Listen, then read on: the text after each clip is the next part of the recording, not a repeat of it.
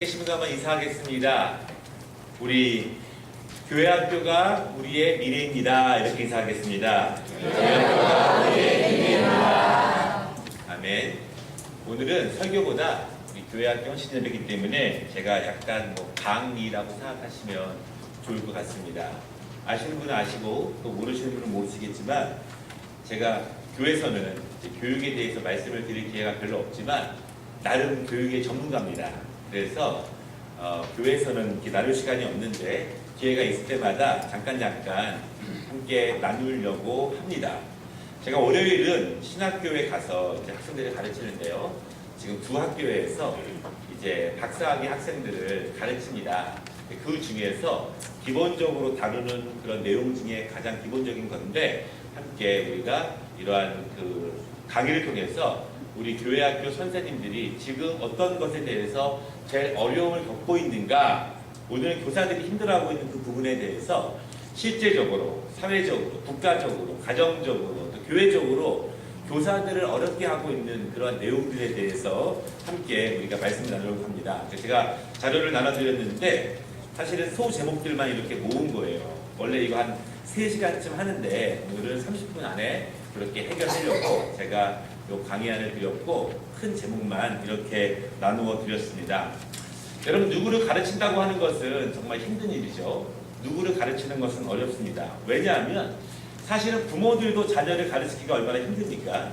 가르친다고 하는 것은 어떠한 목표가 있는 것이에요. 어떠한 주제를 가지고 그쪽으로 향해서 같이 가도록 가르치는 것이 교육이라는 것입니다. 부모도 연약한 자녀들이 부모가 계획하고 또한 바라고 또한 그쪽이 더 좋다고 생각하는 방향을 보고 자녀들과 함께 그쪽으로 같이 가자고 하는 것이 교육이죠. 여러분, 그런데 꼭 부모가 거기를 갈 만한 능력이 있기 때문에 가르칠 수 있는 것은 아닙니다.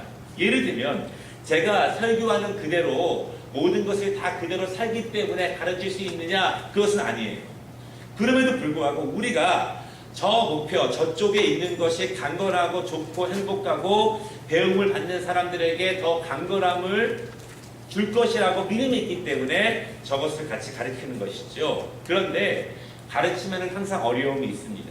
어떤 것이 어렵냐면 여러분, 점점 연령적으로, 정신적으로, 지적으로, 인격적으로 성숙하지 못한 사람들을 가르치는 것이 더 힘들어요.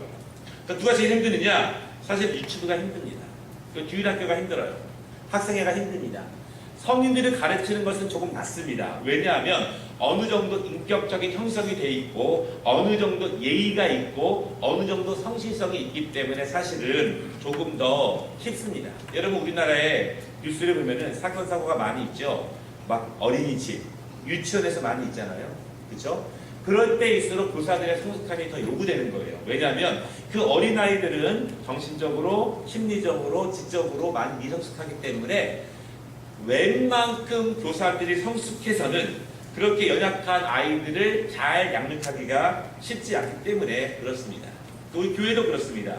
교회도 유치부일수록, 주일학교일수록 여러 가지 면에서 그래도 조금 더 성숙한 교사들이 그들을 양육할 수 있도록 도와야 되고 힘쓰고 노력을 해보아야 합니다.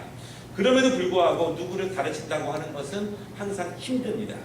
저도 말씀을 전하는 것이 얼마나 힘들겠어요? 교사들도 굉장히 힘듭니다. 여러분, 여기 나와서 이렇게 이야기해보라 그러면 정말 어렵죠. 그렇죠? 저도 이렇게 주일날 설교를 하다 보면은요, 누구 하나 들락날락 하는 것들을 제 눈에는 다 보이지 않습니까? 너무 더워서 땀방울이 제 눈에 한번 떨어지고 나면 여러 가지 많이 흐트러지는 것도 사실이에요.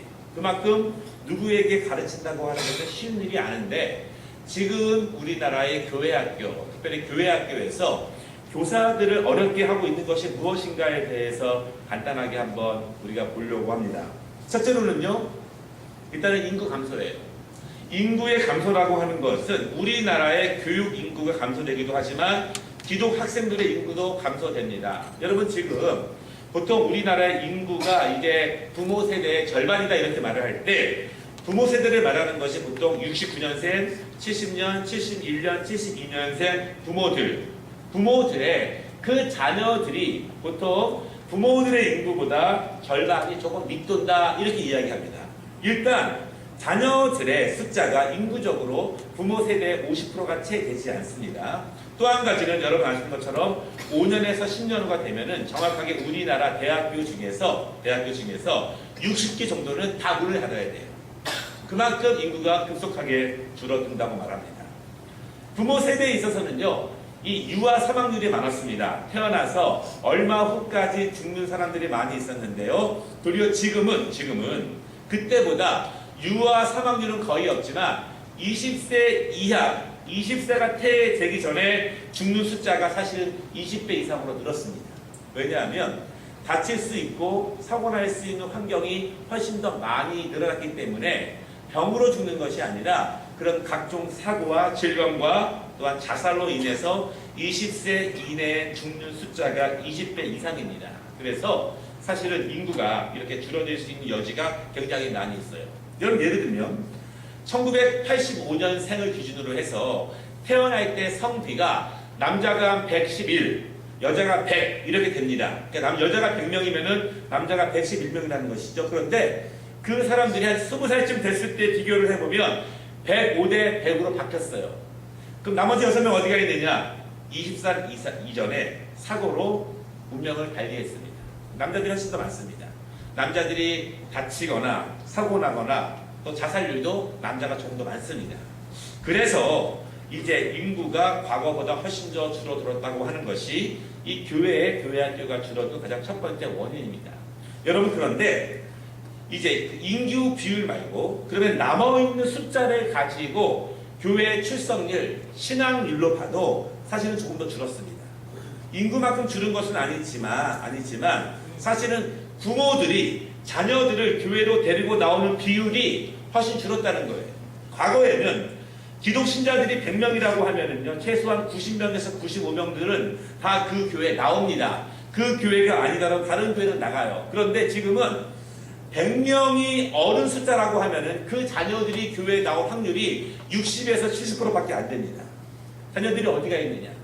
실질적으로 등록으로 이름은 잡혀 있을지 모르지만 사실은 정기적으로 예배 생활을 하지 않는다고 하는 거예요. 그것의 가장 큰 차이는 부모가 어려서부터 그 자녀들에 대해서 이제 함께 예배를 드릴 수 있는 환경을 조성하고 그렇게 이끌고 나오느냐, 그 정도가 과거보다 지금까지 우리 부모님들이 우리를 대하는 그 세대보다 지금 젊은 부모님들이 자녀들을 대하는 그 자세가 훨씬 더 줄어들었기 때문에 실제로 교회 인구가 그렇게 많이 줄어들었습니다. 이것은 우리나라 전체적으로 나타나는 그런 현상이에요. 그렇기 때문에 이러한 문제들이 사실은 교회 학교를 어렵게 합니다. 지금 우리 교회 학교가 힘쓰는 것이 무엇이냐면 사실은 우리 교회 부모님들에게서 나오는 아이들은 거의 다 나와요. 그런데 그 숫자가 원래 작아요. 그렇죠? 원래 작다 보니까 이 주위에 있는 다른 아이들, 그리고 우리 동네는 이게 뭐 서울처럼 아파트가 아니기 때문에 그래도 부모님은 나오지 않아도 아이들만이라도 나올 수 있는 여지가 조금 더 있기 때문에 이제 그 아이들을 더욱더 부흥시키려고 그렇게 노력을 합니다.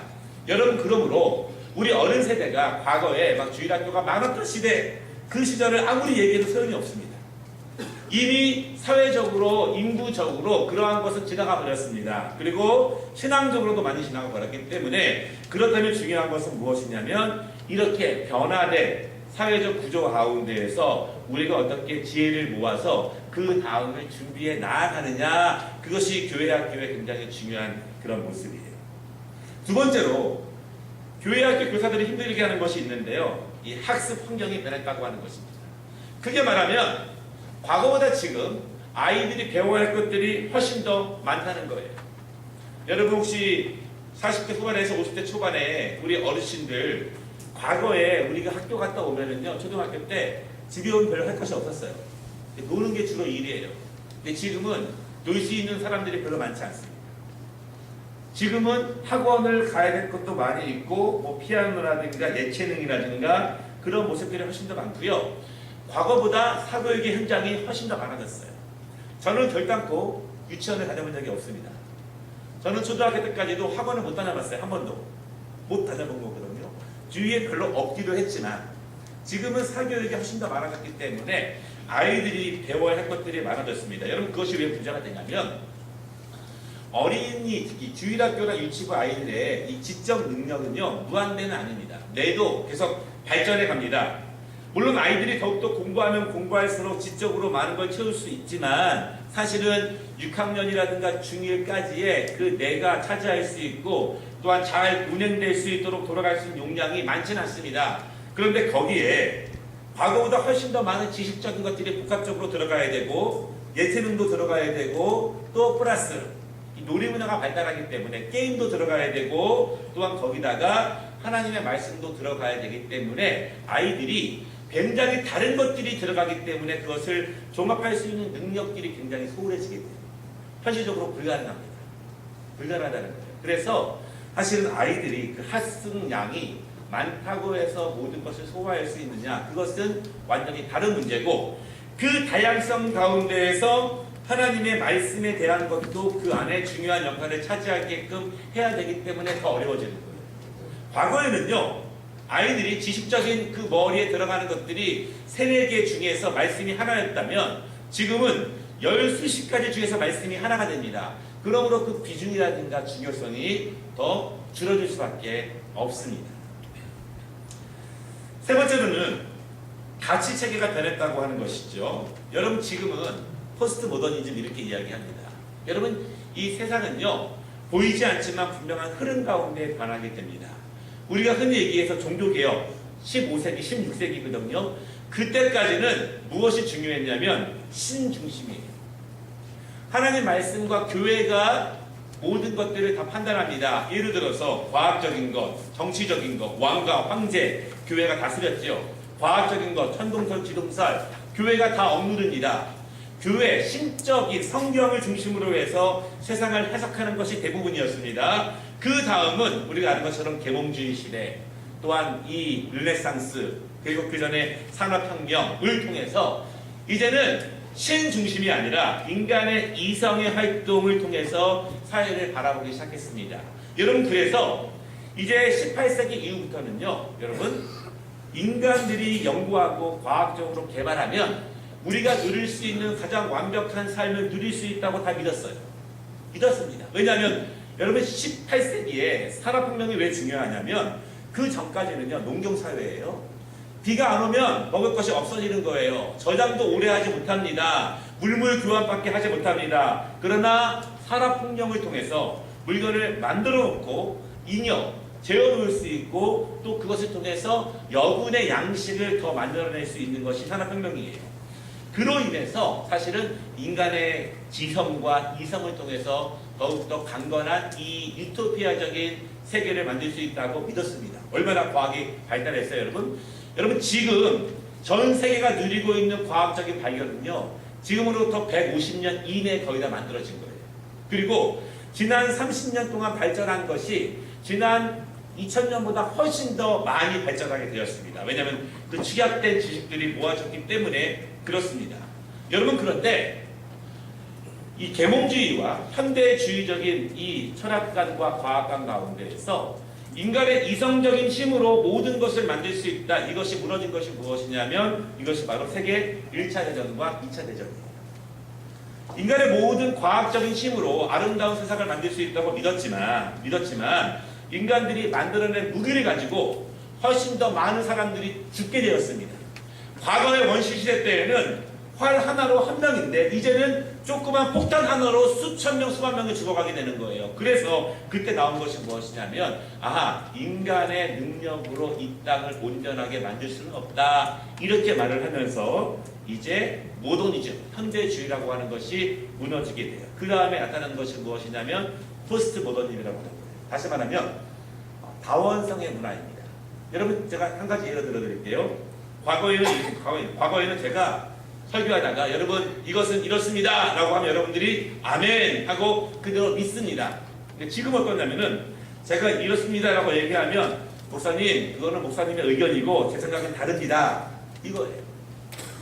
이 다원성이 높아지는 것은 사실은 이 전 세계적인 정치 체계가 같이 발전하는 것과 관계가 있습니다. 지금은 민주화 시대예요. 점점 소수인권, 점점 작은 것에 더 디테일하게 관심을 갖게 되죠. 과거에는 다수의 이름으로 소수가 희생당하는 것은 무시할 수 있는 그런 것이었습니다. 지금은 모든 사람들에게 공정하고 평등하고 정의로운 것이 돼버리게 되었습니다. 여러분 그러다 보니까 모든 사람들의 의견과 모든 사람들의 특이성과 모든 사람들의 다름을 모두가 정치적으로 인정하게 될 수밖에 없게 되는 거예요. 거기에 무엇이 문제가 되냐면 항상 그런 정치 체계는 우리의 신학과 또한 철학적인 문제까지도 이어지게 됩니다. 그래서 많은 사람들이 각각 다른 그러한 신앙적인 의견도 존중해야 되는 것이고 또한 철학적인 의견도 존중해야 되는 것입니다. 여러분 그래서 지난 50년 동안 생긴 이단들이 과거 500년 동안 생긴 이단보다 훨씬 더 많습니다.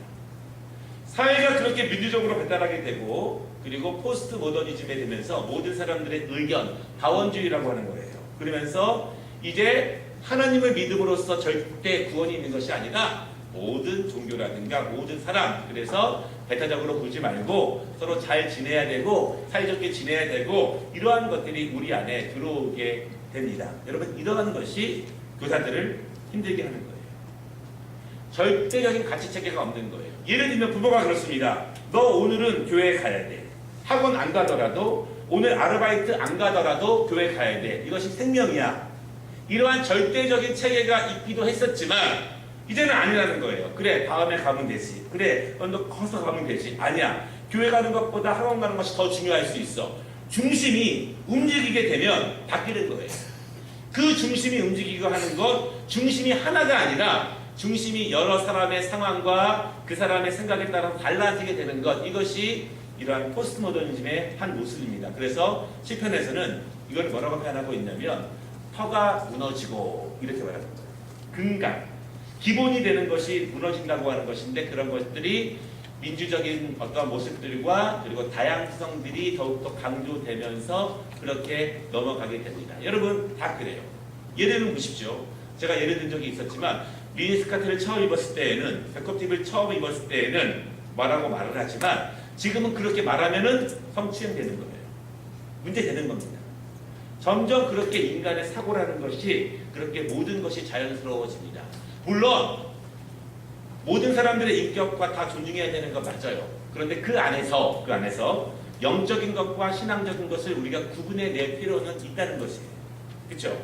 이 사회가 발달하면서 소수의 사람들이 다 존중받아야 되는 것은 맞는데 그 안에서 신앙적으로 놓치지 말아야 될 것, 그렇죠? 하나님이 말씀하시는 근거가 되는 것들도 그 물결 가운데 그냥 휩싸이지 않도록 우리가 정신 차리고 그것들을 잘 구분해낼 필요가 있습니다. 그런데 그것이 교회 안에도 많이 들어왔다는 거예요. 우리가 엘리야 기도회 때 영적 침체에 대해서 한 10번 정도 시리즈 설교했습니다. 그때 세속화가 가장 큰 것인데 세속화의 가장 큰 중심이 무엇이냐?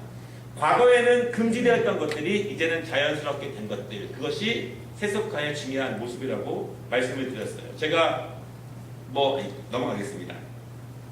네 번째는요, 교회의 상황이 사실은 교회의 구성원들은 많이 변했지만 교회의 상황은 여전히 과거 지향적인 모습이 많이 있습니다. 여전히 성인 중심적인 교육의 모습이에요. 여러분 예를 들어서 우리가 교회 모임도 장년 중심 모임이죠. 그리고 교회 학교는 좀 부속 기관처럼 그렇게 돼 있습니다. 여러분 교회가 좀 다른 이야기지만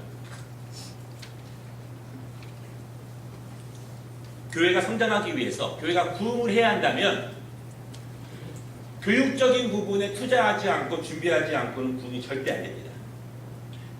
요즘은 산업적으로도요, 어린이와 여성들을 위한 것들이 훨씬 더 산업적으로 크게 더 주목이 됩니다. 사실 여러분 어떤 교회든지 강건해지고 부흥, 어떻게 육적으로라도 부흥이 될 수 있다면 사실은 교육적인 부분이 훨씬 더 강건해져야 돼요. 여러분 어머니께 물어보십시오. 어떤 학원 갈래? 자녀들에게 물어보게 되면은 결국은 좋은 교육 환경을 이미 구비하고 있는 학원이라든가 학교에 더 많은 그런 것들이 갖게 됩니다. 부모들이요, 설교 좋은 곳 갈래? 자녀들이 엄마 근데 교회 학교가 싫어, 후져, 이러면 안 가는 거예요.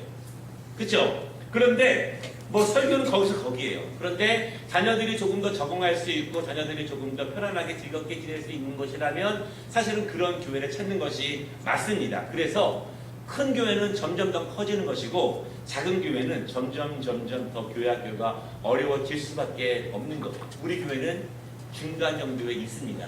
우리는 그래서 사실은요, 교회 학교가 여기에도 치일 수 있고 저기에도 치일 수 있는 것이 현실적인 그런 문제예요. 두 번째 보면은 교사들이 힘들게 하는 것이 있는데 학생들과 부모들의 인식과 신앙도 변했다고 하는 거예요. 첫 번째로는요, 학생들이 많이 변했습니다. 과거보다. 과거라고 하는 것은 69년, 70년, 71년, 72년생 정도의 부모님들이 학생 때의 모습보다예요.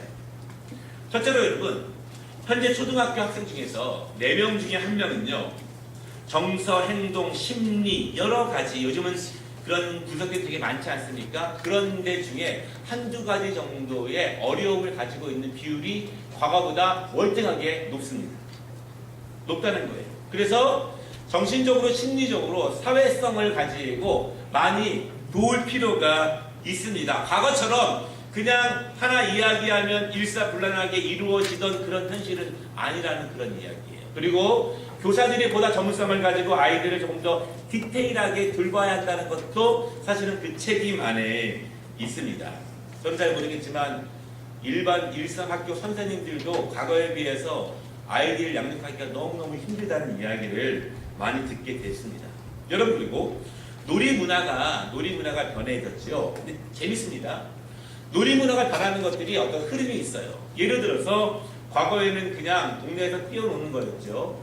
그러다가 이제 뭐 학원이라든가 또한 그룹이라든가 끼리끼리 모이게 됩니다. 근데 지금은 되게 재밌는 것이요, 소통이 없다고 하는 소통이 있습니다. 쉽게 말하면 혼자 놉니다. 혼자 노는데 온라인상에서는 누군가와 소통을 하면서 혼자 있는 거예요. 굉장히 아이러니하지 않습니까? 그렇죠? 여러분, 그 다음에는요, 뻔합니다. 그 다음은 혼자 소통을 하는데 누구와 소통을 하느냐? 그 다음은 가상현실과 소통할 확률이 굉장히 높습니다. 이미 그렇게 전망하고 있다고 하는 거예요. 점점 공동체성을 같이 하는 것으로부터 혼자로 나아가게 하는 것이 이 세상의 놀이문화의 그런 흐름이에요. 이제는 마음이 모이는 게 별로 없습니다. 여러분, 요즘 애들이 뭐 축구하는지 아세요? 야구 잘 안 합니다. 결국은 점점 숫자가 줄어드는 거예요. 모임의 숫자가. 나중에는 혼자 하면서 가상현실, 게임을 통해서 SNS 통해서 다른 사람과 소통하지만 그 다음에는 그냥 자기 혼자 가상의 세계 속에서 하게 하는 것입니다. 여러분, 그런데 이 사회를요, 우리나라뿐만 아니라 전 세계를 가장 힘들게 하게 하는 것이 무엇이냐면 이 공동체성이 줄어드는 것이 전 세계를 가장 힘들게 하는 거예요. 그래서 정말 유명한 철학자들은 뭐라고 말하냐면 결국 이 세상의 종말은 이 공동체성이 줄어들 때, 사람들이 둘 이상이 서로 모이려고 하는 것이 줄어들 때 그때 생기지 않을까, 그렇게도 이야기를 합니다. 여러분, 성경에 보면은요, 마지막 때에는 모이기를 피한다 이런 말이 있습니다. 그것이 꼭 모든 모임을 말하는 건 아니지만 교회나 사회적으로나 점점 공동체 함께 뜻을 모으면서 나아가는 것이 줄어들 수밖에 없는 것이 사실은 이 놀이문화의 그러한 모습입니다. 그 다음 페이지에 보시면 학생들의 삶에 대한 기준과 가치가 많이 변했어요. 여러분, 특히 중고등부 아이들에게 이 다음에 뭐 되고 싶어요? 라고 물어보세요. 이렇게 보통 얘기해요. 뭐 되고 싶은지는 정확하지 않지만 돈은 많이 벌고 싶어요. 그렇죠? 돈은 많이 벌고 싶어요. 돈은 많이 벌어서 이제 별 어려움 없이 살고 싶어요. 결국은요, 이 자본주의화된 것이 삶의 목적이 되었다는 것입니다. 여러분, 그런데 인류가 언제 가장 황폐해지냐면 물질적인 것이 삶의 제1의 목적이 될 때 인류가 황폐해집니다. 사람도 그렇습니다. 눈에 보이는 무엇인가가 가장 삶의 목적이 되어질 때 그 사람의 인성이 가장 급속하게 후퇴하게 됩니다. 근데 사실은 이 자본주의화된 그런 사회가 이렇게 건립되었습니다. 사실은 부모들의 모습이기도 하지만 부모들도 사실은 이 사회의 현상에 대한 피해자들이기도 해요. 여러분, 그래서 우리나라가 자꾸 미국을 멀어지려고 하는 이유가 사실은 그러한 자본주의된 민주주의 세계의 가장 큰 모델이 미국적 모델이에요. 큰 적폐이기도 합니다. 우리나라가 대부분 바라보고 있는 북유럽에 있는 국가들이나 아니면 캐나다나 이런 나라들은 전문적인 용어로 어떤 소시오 데모크라시, 사회적인 민주주의 국가들이에요. 훨씬 더 분배와 공평과 나눔을 더 중요한 가치로 여기는 그런 나라들이에요. 미국은 극과 극이 달라지지만 이런 북유럽과 캐나다 같은 나라들은 조금 어렵지만 그래도 전체가 조금 더 상향 평준화시키려고 하는 목적으로 살아가고 있는 그런 나라들이라는 그런 말입니다. 아이들의, 주일학교 아이들의, 학생들의, 청년들의 삶의 목표가 바뀌었다는 거예요. 눈에 보이는 물질적인 것으로 바뀌었다고 하는 것입니다. 여러분, 그래서 사실은 여러분 요즘은요, 뭐 국민을 위한 정치 저는 별로 없는 것 같아요. 개인적인 야망과 목표지 전 세계를 위한, 인류를 위한 그런 꿈을 가진 사람들은 거의 없습니다. 우리가 사실은 그런 모습들을 잘 보아야 한다는 그런 말씀입니다. 두 번째로 부모들도 많이 변했습니다. 부모들이요, 과거보다 자녀 교육에 대한 열정이 훨씬 더 커졌어요. 저는 사실은 자라면서 공부를 잘해라라고 하는 말을 들어본 적이 한 번도 없습니다. 저는 공부 잘 못했어요. 저는 뭐라고 말하냐면은 항상 지금이 제가 제일 공부 잘할 때다. 그렇게 이야기합니다. 지금이. 예. 그런데 부모들의 관심이 지금은 훨씬 더 커졌죠. 예. 공부에 대한 관심이 가장 커졌고 열정도 많이 솟습니다. 제가 오늘은 말하지 않지만 여러분, OECD 국가 중에서 부모의 수입에서 자녀 교육으로 나가는 비율이 우리나라가 압도적으로 1등이에요. 압도적으로 1등. 그러니까 부모의 수입 전체에서 자녀의 교육으로 나가는 것이 압도적으로 1등이에요. 여러분 힘들지 않으세요? 힘들더라고요. 저도 힘들어요. 내년 이유를 생각해보면 정말 답은 안 나와요. 답은 안 나옵니다. 우리나라가 그렇습니다. 그만큼 부모가 왜 자녀들에게 물질을 많이 쏟느냐, 그렇죠? 그 길이 자녀들에게 가장 큰 행복을 보장한다고 믿기 때문이에요. 부모가 살아보니까 그렇게 해야지만 자녀들이 이 세상에서 그래도 행복하고 강건하게 살 수 있다고 믿기 때문입니다. 다시 말하면 이 사회성 안에서 부모들의 자녀 교육까지 그렇게 목표로 심겨지게 된 것이고, 그렇기 때문에 자녀들에게 더욱더 좋은 교육적인 환경을 제공하기 위해서 전체 수입에서 굉장히 많은 부분을 이렇게 투자하는 거예요. 과거보다 부모들의 경제적인 능력도 많이 커졌습니다. 옛날에는 여러분 돈이 없어서 학원에 못 가는 경우도 많았습니다. 지금은 웬만하면 다 보내려고 노력은 많이 합니다. 또 한 가지, 빈부의 격차가 많이 커졌어요. 이 사회적으로 보면은요, 부한 사람과 그렇지 않은 사람의 차이가 훨씬 커졌습니다. 과거보다.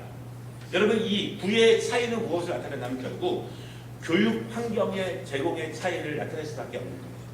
결국 쉬운 말로 요즘은 개천에서 용 안 난다, 이 말이 나오게 되는 것입니다. 제가 굉장히 사회적으로 친한 사람들이 있는데 목동에서 학원 원장님들하고 친하거든요. 얘기해보면 결국은 그렇게 될 수밖에 없어요. 부모님의 경제력 차이가 결국은 교육 환경의 제공 차이입니다. 여러분, 1급 교사가 가르치는 학원에 배우는 것과 30급, 50급 교사가 가르치는 학원에 다니는 차이는 실제로 커요. 제 조카 중에 하나가 되게 부자였거든요. 저랑 나이도 동갑이에요. 되게 부자였는데 좋은 대학 나왔어요. 스카이 나왔는데 이렇게 얘기하더라고요. 마지막 학력고사 시대에 마지막 한 6개월을 남겨놓고 나서 아버지가 큰 결심을 하고 많은 돈을 들여서 쪽집게 가위를 붙여줬대요. 6개월 동안. 근데 하는 말이 11년 6개월 동안 공부한 것보다 6개월 공부하는 게 제대로라. 다 그 시험에 나오더라, 그렇게 이야기하더라고요. 동작한다는 이야기예요. 결국은 그러한 전반적으로 평균은 높아졌지만 높아진 것 안에서도 빈부의 차이는 더욱더 커질 수밖에 없습니다. 여러분, 그런데 여러분 아시다시피 자녀들의 절대 지식 가치는 역량이에요. 역량이 많이 떨어졌어요. 그러니까 중요한 것은요, 지식과 지혜의 역량은 얼마나 많은 것을 내가 가지고 있느냐, 그것으로 빠지는 것이 아니에요. 내가 가지고 있는 것을 가지고 얼마나 많이 종합 효과적으로 만들어내서 가장 좋은 영양가 있는 생산물을 도출해내느냐, 이것이 그 사람의 역량이에요. 다시 말해서 문제 해결 능력이라고 말을 합니다. 여러 가지 지식을 많이 가지고 있는 것이 중요한 것이 아니라 어떠한 도전, 어떠한 챌린지, 어떠한 어려움, 그것이 감정적으로 혹은 심리적으로 아니면 집합적으로 만났을 때 그것을 그동안 자기가 배우고 있는 지식들을 종합해서 가장 현명하고 아름다운 것으로 극복해낼 수 있느냐, 결국 이것이 역량이라는 거예요. 역량. 결국 우리의 지식의 근거는 여기에 있는데 이 안에는 굉장히 다양한 것이 많이 있지만 종합할 수 있는 능력이 떨어지기 때문에 그리도 나아가지 못하는 것이 이 땅의 이 교육의 문제라고 하는 거예요. 여러분 그래서 뭐 혹시 들어보셨겠지만 존 듀이라고 하는 사람이 사실은 이 20세기 초반에 너무 급격하게 교육을 이야기해서 너무 진보적이다 이렇게 이야기했지만 그때 말한 것이 무엇이냐면은 실험학교예요. 모든 것을 만져보게 하고 모든 것을 경험하게 해보고 모든 것을 느끼게 하면서 지식적인 것을 그냥 글자로만 지식을 익히는 것이 아니라 오감을 통해서 경험을 통해서 이러한 현상들을 익히게 하는 것들이 사실은 더 중요한 교육이라는 거예요. 여러분 지금요 우리의 모든 지식은 글자로만 얻어지는 것입니다. 글자로만. 문자화된 지식이지 삶을 통해서 완전히 형성화된 지식은 아니라는 거예요. 이 문자화된 지식의 가장 큰 약점은 뭐냐면 검증되지 않았다는 거예요. 검증되지 않았다.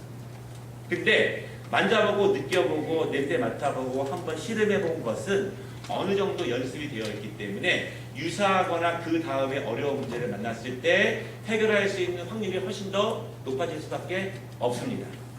이해되시죠? 예. 학교에서 뭐라고 말하냐면은 잘 따라오고 계시죠? 이렇게 얘기하는 거예요. 무슨 소리 하는지 모르는 사람도 있지만 학교에서 잘 따라오고 계시죠? 세 번째로 이제는 우리 교회 내부적으로 봐서 교사들이 힘들어하고 있는 문제들이 있는데요. 우리 김영석 집사님, 부장 집사님이시니까 이 세 번째 양금의 교수의 그 문단을 한번 크게 한번 읽어주세요.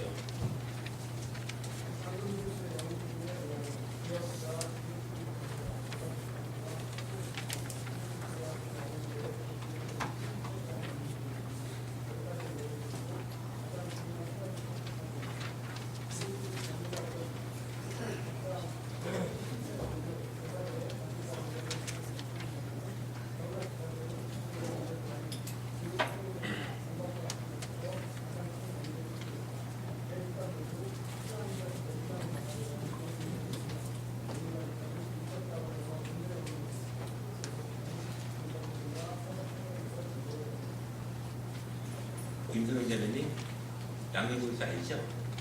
수업 들어갔죠? 잘 가르치죠? 제가 되게 좋아하는 교수님인데 교사들에 대해서 이제 조사를 하게 됩니다. 과연 이 교회학교의 침체 원인이 무엇일까? 그런데